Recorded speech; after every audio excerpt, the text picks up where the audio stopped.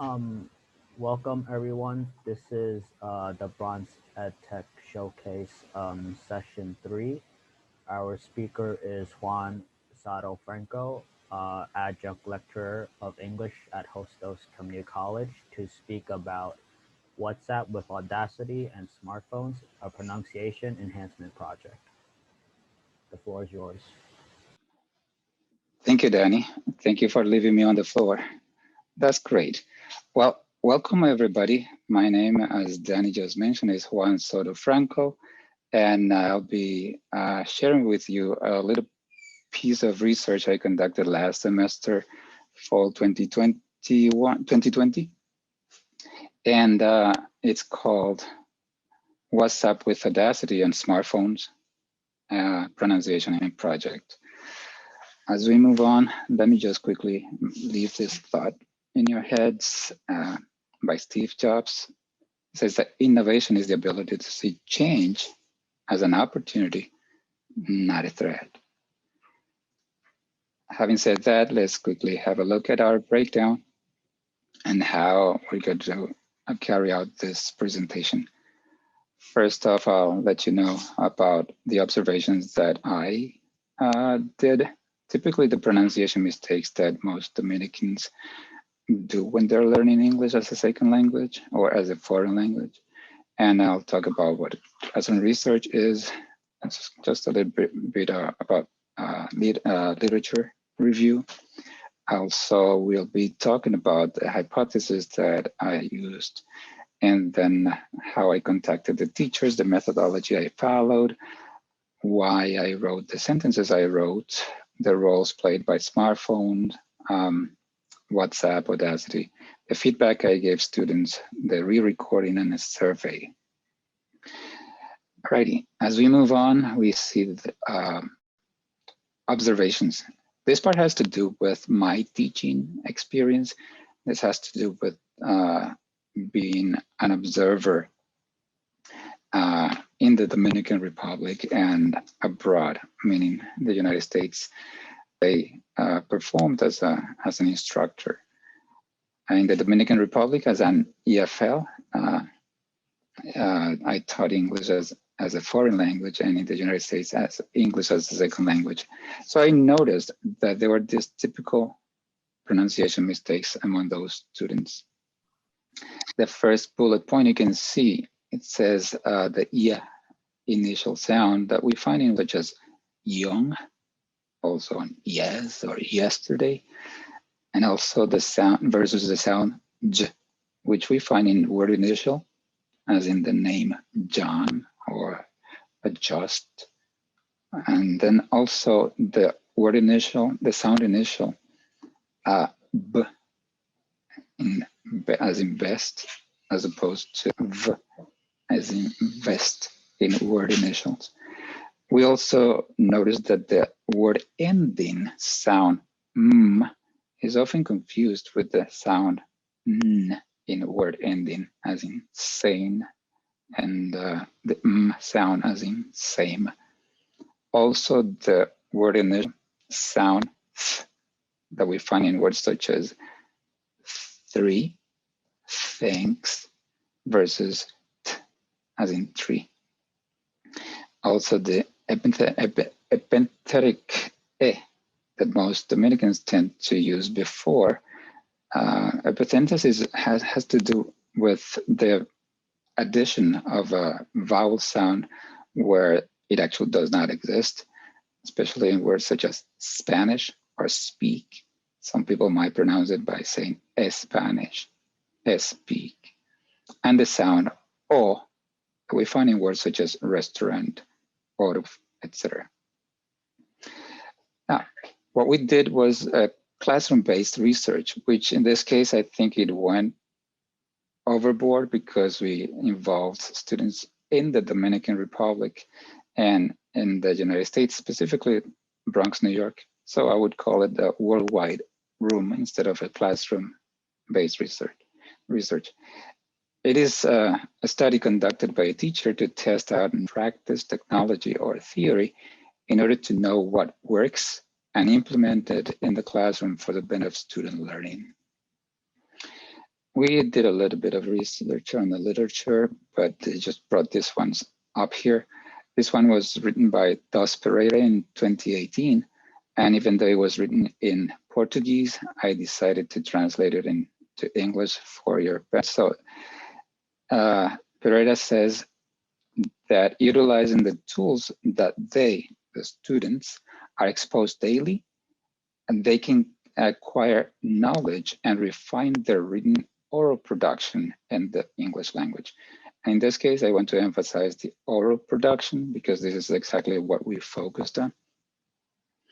Also, Andújar Vaca and Cruz Martinez in 2017 stated that through authentic interaction and feedback, those are two important elements for this research, voice-based MMC, or mobile mediated communication, constitutes a powerful tool for developing second language speaking proficiency.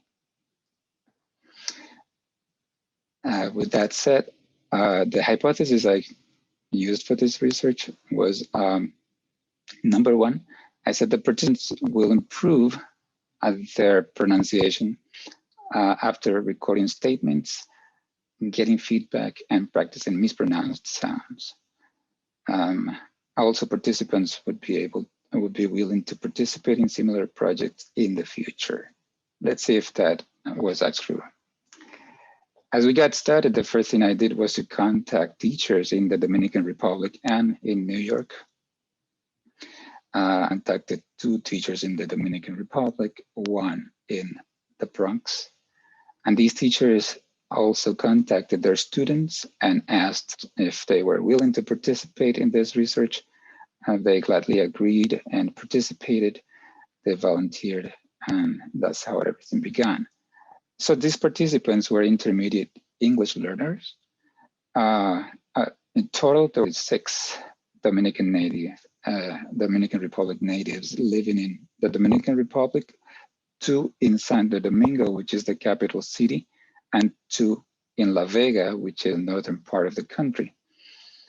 And in the United States, 2 participants live in the Bronx, New York.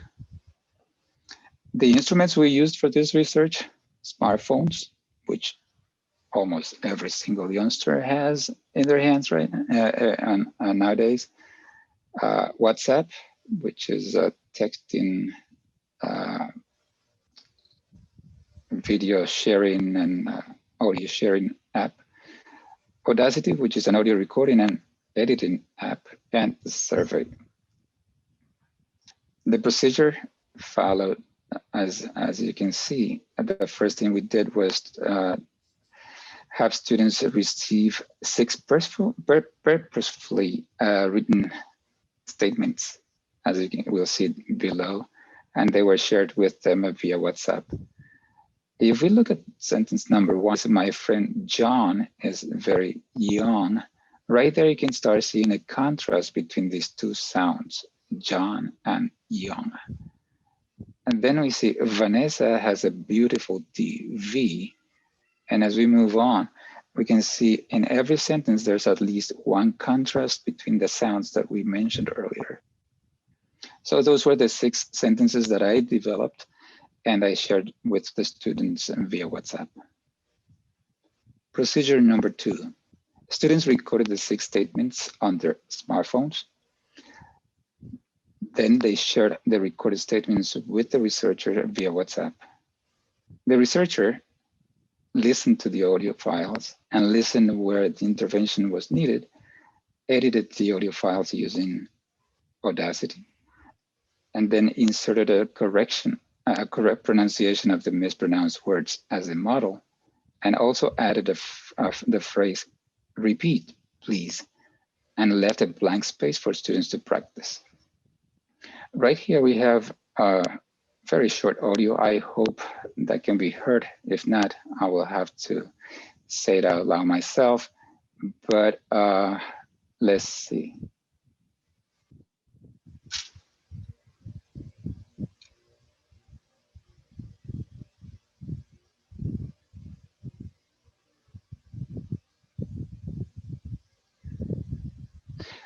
Danny, was that heard? I heard some like wind noises. Mm.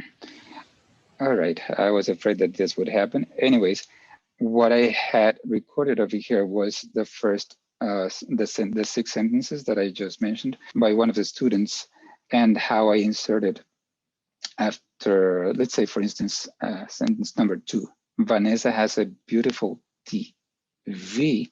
Instead of using the V, which is a labiodental sound, the student said TB, which stands for tuberculosis.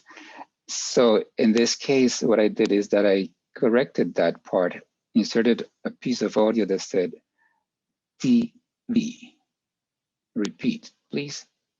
TV. And then I inserted a blank space in that recording so the students had a chance to practice this sound. And the same thing would happen with every single mistake they made in the pronunciation of the sentences. The third procedure, students received the edited audio via WhatsApp and then practiced the pronunciation of the modeled word. And then they recorded the same sentences again and resent them to the researcher. Me as a researcher, I received the new audio files and I listened to them for approval or re-recording. So that means that if I still considered that this audio file needed to be improved because there were still some mispronounced words, then I would just repeat the same process again, the same procedure of inserting my voice with the modeled word, and then the same phrase, repeat please, and then left some blank space for them to practice. Then after all this process was completed, we decided to have a survey. And on this survey, there were specifically 5 questions. And these questions focused on number 1, the difficulty level to pronounce the sentences given, difficulty level to understand the researcher's feedback, helpfulness of the researcher's feedback, and students' willingness to participate in future research like this, and also students' willingness to recommend someone else to participate in a research like this. Graphically speaking, here are the results of those 5 questions. As you can see on the left-hand side, it's would run from very easy to difficult, very difficult. As you can see, all their answers, all their responses stuck on the left-hand side, which means that they found that it was easy for them to pronounce those sentences. However, we did identify some mispronounced words, and that's why we gave him feedback. The second question evaluated how difficult it was to understand the feedback provided by the instructor.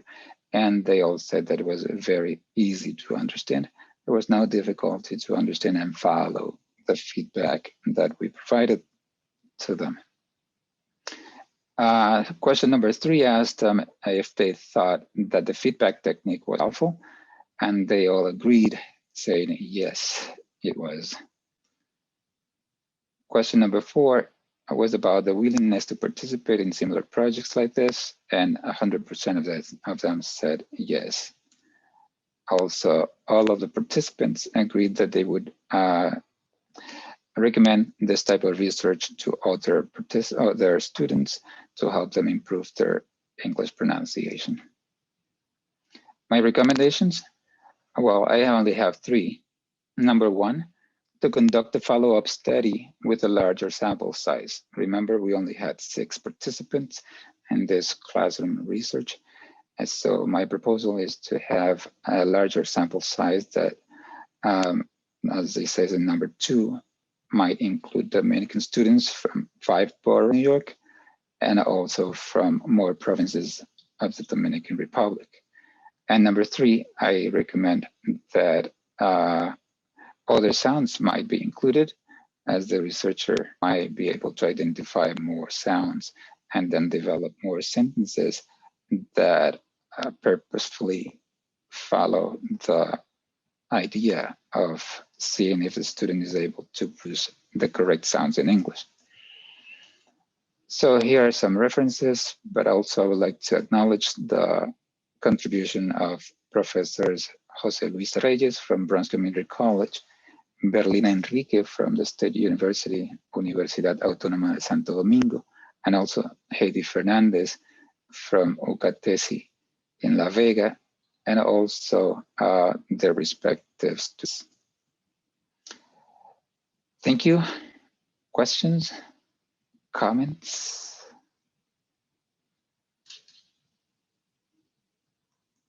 I guess I'll give you the floor again, Danny.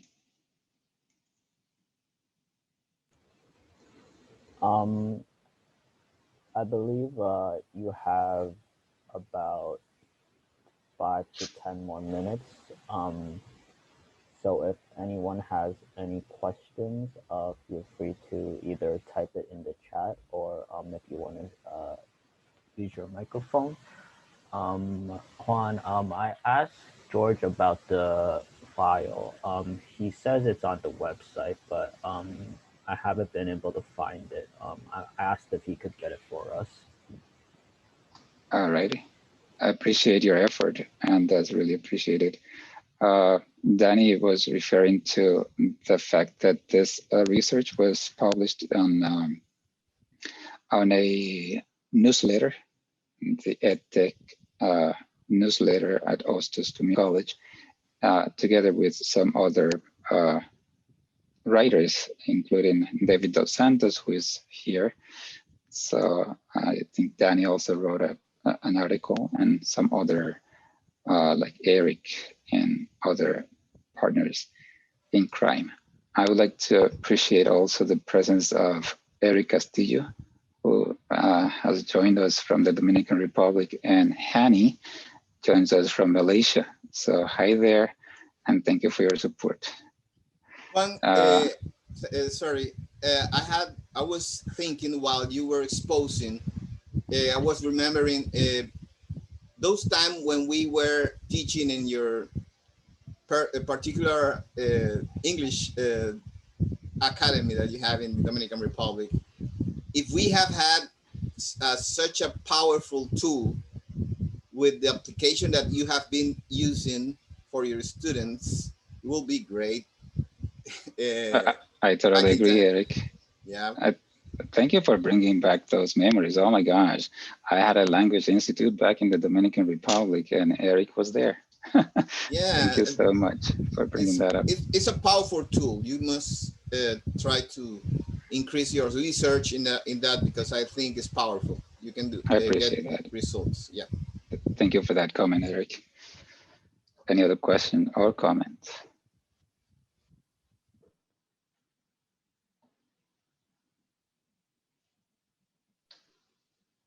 I think they have the capacity to own themselves, right? Yeah. Hi, Juan. This is Sandra from Hostos. Hi, Sandra. This is very, very important. I still have problem with all the examples that you put there. So yeah, you can implement that for students and even for us. Absolutely. Absolutely. And one thing that I noticed is that in the middle of the pandemic, where you cannot actually meet up with students, having this sort of activities done overseas, I mean, you don't have to be with the student, you don't have to be in a classroom in order to do this and help out your students. So they do this in an asynchronous manner. So that means they can practice on their own time and own place. And because they're using their cell phones, it makes it so easy to handle, and they can do it anywhere they are. Yeah, now in this situation that we are always with computers and phones, now they will be have the skills to do it easily. Absolutely, absolutely. Yeah, I would like to attend one of your classes when you are using this technique. Okay, I mean, my contacts are there on the PowerPoint presentation, which I don't know if we should share it with the participants. Danny, how would we go about that if they were interested in looking at the presentation? Or is it recorded? I mean, we're recording, right? Okay. Yes, we're recording. Never mind. They'll probably later have a chance to look at the video. Yeah, thank you. Thank you, Sandra, for your comment.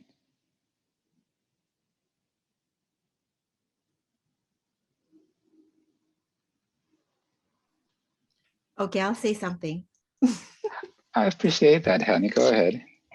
Okay, good job. I think it's an interesting thing that you have actually done.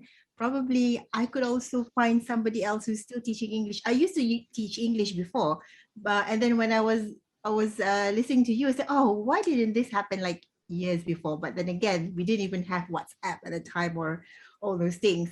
But it's an interesting thing that probably, you know, if I have friends who are still teaching pronunciation, I would probably direct them to you. Wow, I would appreciate it. Even though I don't. It would be good if we can actually have those slides that you have. I mean, we can actually know. I mean, you mentioned just now it has been published before, this paper? Yes, yes. That's exactly what Danny was suggesting, that he, I mean, he mentioned earlier that he was trying the link to have it shared with you guys over here. I have the file and I don't mind sharing it with you guys in the chat if I type my email account.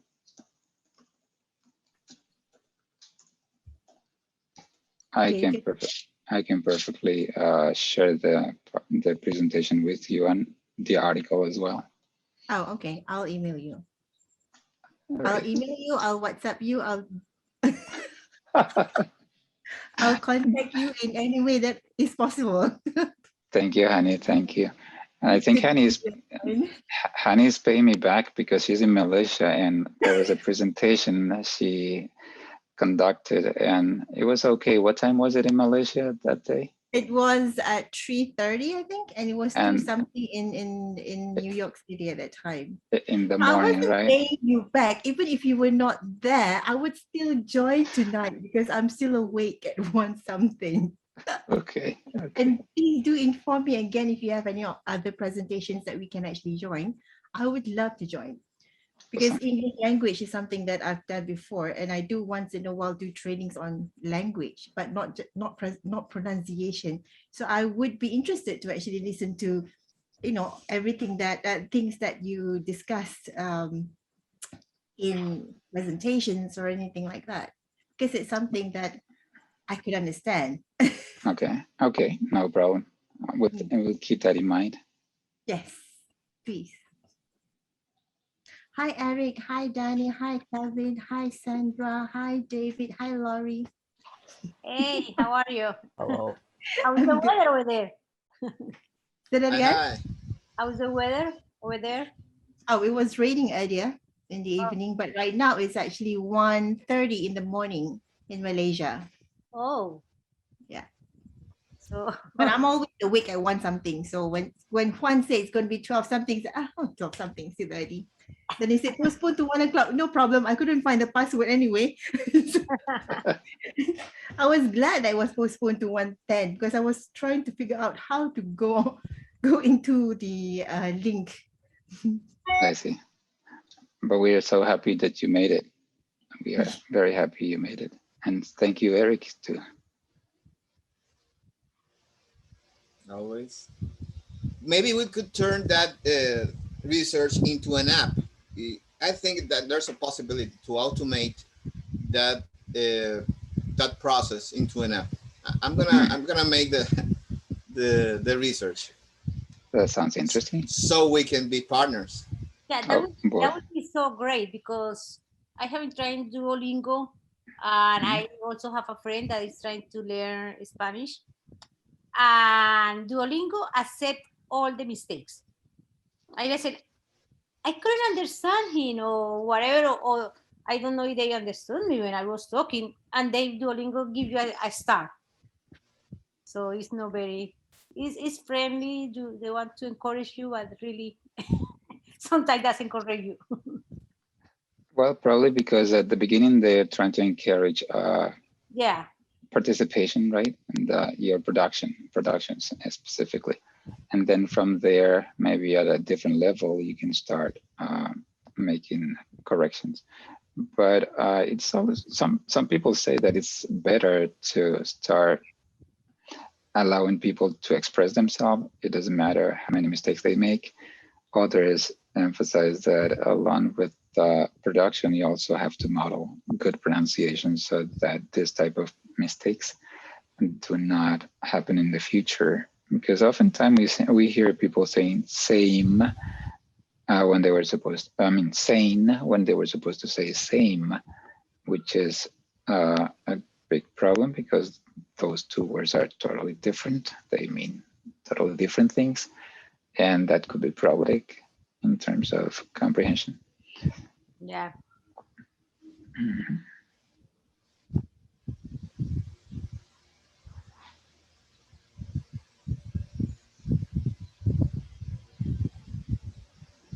How much time do we still have? 5 minutes, Juan.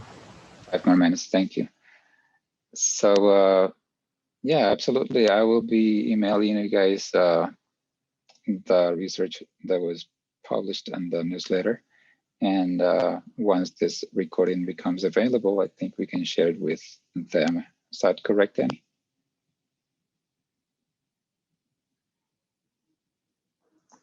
Danny, will be able to share the video recording? I think when it's done processing, there'll be some editing involved and it'll probably be made public. Okay, that sounds great. Okay, you heard it already. And what type of research are you guys interested in? Not, it's me asking you questions. What type of research do you carry out? Are you involved in? Anyone? Laurie?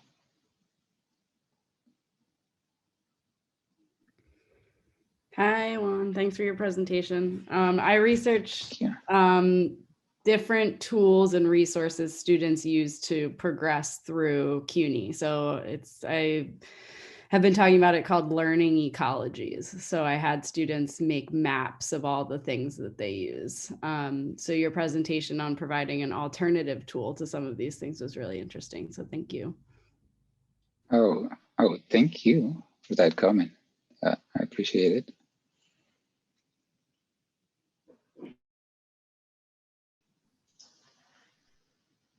Okay, everyone. So bye. I will email you.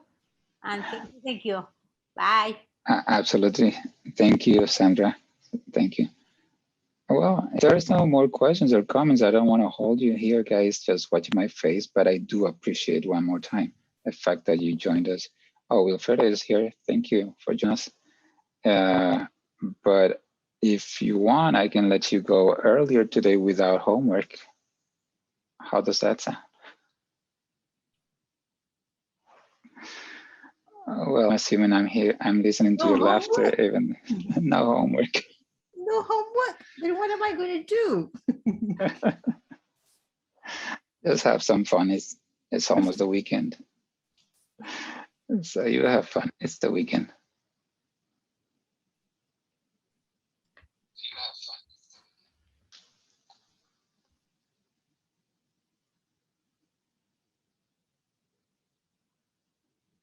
Kevin Gonzalez.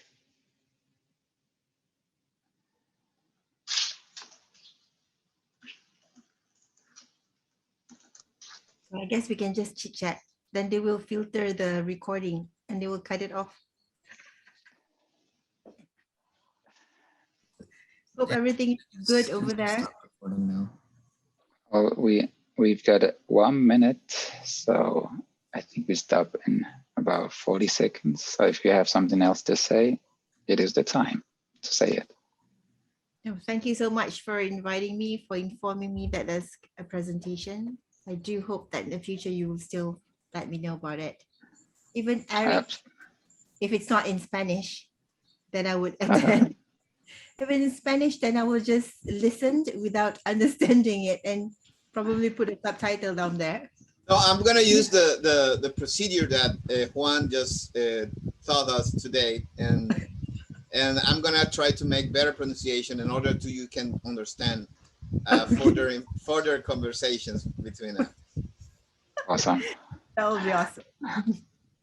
Thank you, guys. Thank you so all much for being Juan. here. Yes. Thank you. Namaste. Thank you. Bye. Thank you. Bye-bye.